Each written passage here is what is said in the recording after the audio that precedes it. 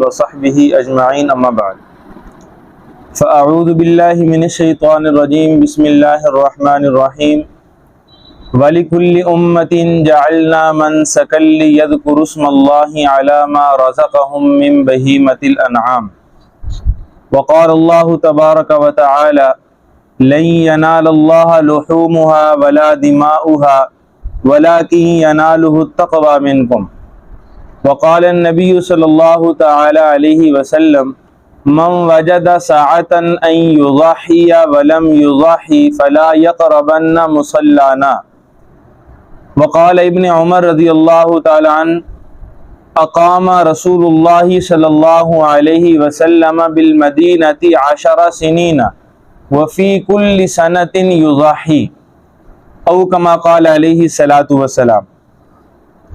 معزز سامعین، آج کی یہ نشست فلسفہ قربانی اور فضائل و احکام و مسائل قربانی کے عنوان سے رکھی گئی ہے۔ قربانی یہ اللہ تعالیٰ کا ایک فریضہ ہے جو امت مسلمہ پر ایک انعام کے طور پہ ہے۔ اگر ہم قربانی کی تاریخ کو دیکھیں تو قرآن کہتا ہے وَلِكُلِّ أُمَّةٍ جَعَلْنَا مَنْسَكًا لِيَذْكُرُوا اسْمَ اللَّهِ عَلَى مَا رَزَقَهُم مِّن بَهِيمَةِ الْأَنْعَامِ کہ اللہ تعالیٰ نے قربانی ہر امت پر واجب کی تھی۔ اِذْ قَرَّبَا قُرْبَانًا فَتُقُبِّلَ مِنْ أَحَدِهِمَا وَلَمْ يَتَقَبَّلْ مِنَ الْآخَرِ۔ اللہ تعالیٰ نے سیدنا آدم علیہ السلام کے دو بیٹے قابیل اور حابیل کی قربانی کا اس آیت مبارکہ میں ذکر کیا ہے۔ تو اس تاریخی پس منظر سے معلوم ہوتا ہے کہ قربانی امت محمدیہ پر کوئی نیا حکم نہیں ہے، بلکہ یہ تاریخی اہمیت کا حامل ہے۔ جس طرح امت محمدیہ پر یہ واجب ہے، اسی طرح پہلی امتوں پر بھی یہ واجب رہا ہے۔ اسی طرح معزز سامعین، قربانی کے اندر جو فلسفہ ہے، جو اس کی حکمت ہے، وہ یہ ہے کہ قربانی میں جو انسان جانور، کوئی مسلمان بندہ جانور ذبح کرتا ہے تو اللہ تعالیٰ فرماتے ہیں کہ تمہارے نہ جانور ہم تک پہنچتے ہیں، نہ ان کا گوشت ہم تک پہنچتا ہے، نہ خون ہم تک پہنچتا ہے، بلکہ فرمایا لن ینال اللہ لحومها ولا دماؤها ولکن ینالہ التقوی منکم۔ ہم تک جو پہنچتی ہے چیز وہ تمہارے دل کی کیفیت، تمہارے دل کی حالت، تمہارا اخلاص، خلوص اور تقوی، یہ چیزیں اللہ تعالیٰ تک پہنچتی ہیں۔ اور نبی اکرم صلی اللہ تعالی علیہ وسلم نے ارشاد فرمایا من وجد ساعة ان یضحی کہ جس آدمی کو اللہ تعالیٰ نے قربانی دینے کی وسعت عطا فرما رکھی ہے اور اس نے فلم یضحی، اس نے قربانی پیش نہیں کی، اس کے پاس قربانی دینے کی وسعت تھی، مال تھا، لیکن اس نے قربانی نہیں کی، تو حضور فرماتے ہیں فلا یقربن مصلانا، وہ ہرگز ہماری عیدگاہوں کے قریب نہ آئے۔ اسے عید پڑھنے کی بھی کوئی ضرورت ہے، اس لیے کہ عید کے دن کا جو سب سے بڑا عمل ہے، یہ ایک دوسری حدیث میں حضور فرماتے ہیں کہ 10 ذو الحج کی جتنی عبادات ہیں ان میں سے اللہ تعالیٰ کو جو سب سے زیادہ محبوب عبادت ہے وہ قربانی کرنا ہے۔ تو جب اس نے قربانی نہیں کی، سب سے بڑی عبادت اس نے نہیں کی ہے، تو پھر اسے چاہیے کہ وہ ہماری عیدگاہ کے قریب بھی نہ آئے۔ تو بہرحال معزز سامعین، یہ زندگی جو ہمیں نصیب ہوئی ہے، یہ عبادت کے لیے اللہ تعالیٰ نے ہمیں زندگی عطا کی ہے۔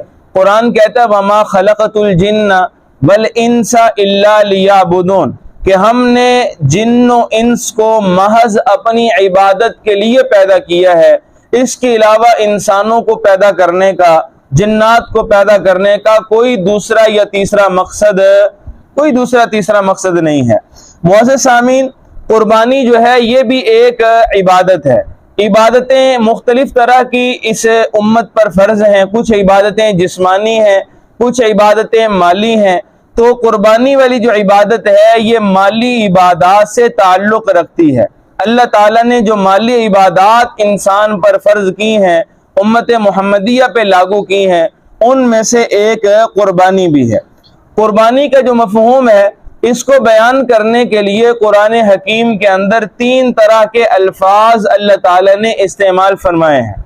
پہلا لفظ لفظ منسک ہے، دوسرا لفظ لفظ قربانی ہے، تیسرا لفظ لفظ نہر ہے۔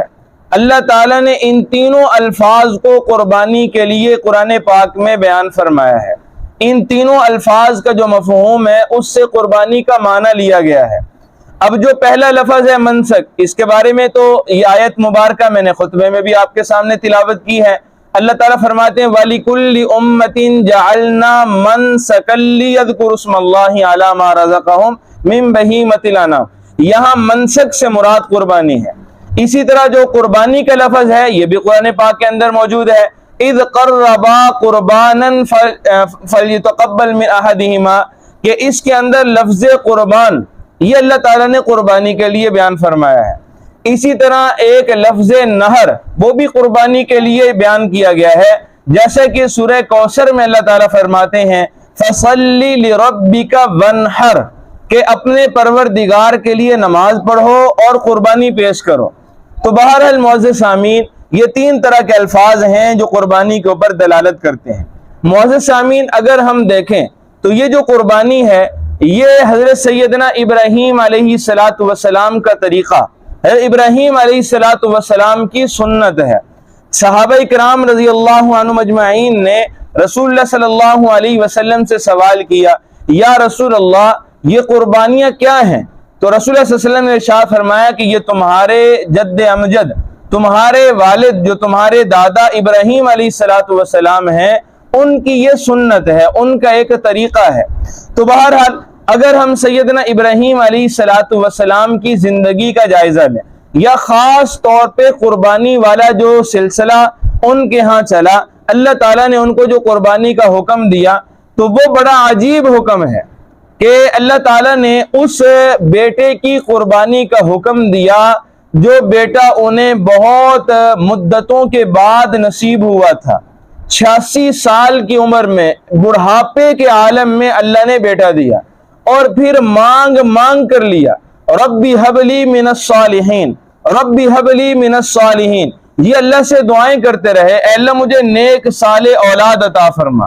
اللہ تعالیٰ نے اس دعا کو قبول فرمایا، اور پھر بشارت کے طور پر ارشاد فرمایا فَبَشَّرْنَاهُ بِغُلَامٍ حَلِيمٍ، کہ ہم نے آپ کی اس دعا کو قبول کر لیا، اور اس دعا کی قبولیت کی برکت سے ہم آپ کو ایک ایسا بیٹا عطا فرمائیں گے جو حلیم، بردبار، فرما بردار ہوگا۔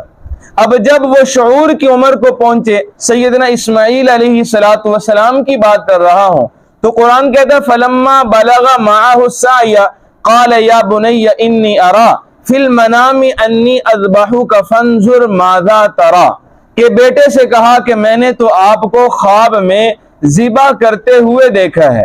گویا کہ نبی کا جو خواب ہوتا ہے یہ بھی حکم کے درجے میں ہوتا ہے، تو بیٹا بھی بڑا فرما بردار تھا، تو بیٹے نے کہا کہ ابا جان آپ نے جو خواب میں دیکھا ہے آپ اسی کے مطابق عمل کیجئے، ستجدنی انشاءاللہ من الصابرین، آپ انشاءاللہ تعالی اگر میرے اللہ نے چاہا تو مجھے صبر کرنے والوں میں سے پائیں گے۔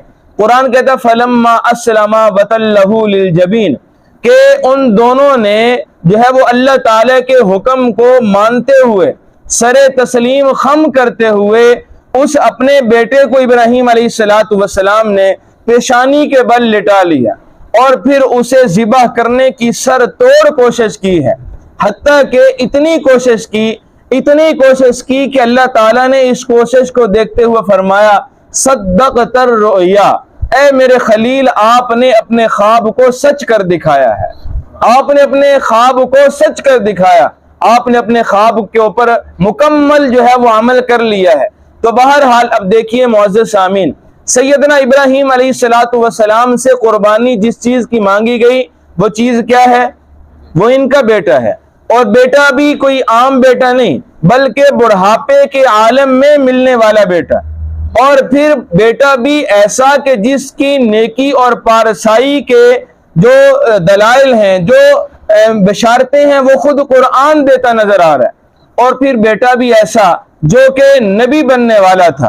تو سیدنا ابراہیم علیہ السلام نے کسی قسم کے ٹال مٹول سے کام، کوئی ہیل حجت اور قیل قال سے کام نہیں لیا۔ حالانکہ اگر کہا جاتا کہ ہمیں کون سا اللہ نے سری حکم دیا ہے، خواب ہی تو آیا ہے، تو بہرحال کہنے والے یہ بھی کہہ سکتے تھے، لیکن انہوں نے جو ہے وہ حکم تعمیل میں اپنے آپ کو جو ہے وہ پیش کیا، نہ صرف یہ کہ اپنے آپ کو بلکہ اپنے بیٹے کو بھی پیش کیا ہے۔ تو بہرحال معزز سامعین، یہ تو ہے وہ سیدنا ابراہیم علیہ السلام کی قربانی، جس کا مختصر سا خاکہ میں نے آپ کے سامنے عرض کر دیا ہے۔ معزز سامعین، یہ جو ہیل حجت سے کام لینا، ٹال مٹول سے کام لینا، یہ کبھی بھی اللہ کے نیک بندوں کا شعار نہیں رہا۔ یہ معزز سامعین بنی اسرائیل کا شیوہ ہے۔ یہ عمل جو ہے وہ اللہ تعالیٰ کے نافرمانوں کا ہے۔ یہودیوں کا یہ شیوہ تھا۔ اللہ کے فرما بردار کبھی بھی اللہ کے حکم میں ٹال مٹول سے کام نہیں لیتے، وہ قیل قال سے کام نہیں لیتے۔ چنانچہ